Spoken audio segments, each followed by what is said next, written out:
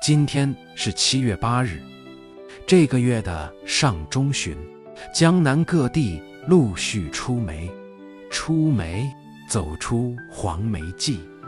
指梅雨季节结束，又称断梅。出梅，告别了阴雨连绵，开始转为晴热少雨，空气里不再弥漫潮湿的霉味和土腥气，漂浮的却是日光下花草的清香，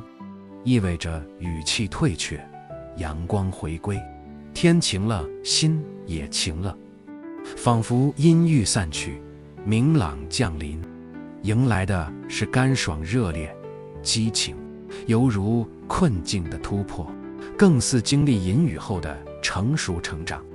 出梅，希望的吉兆。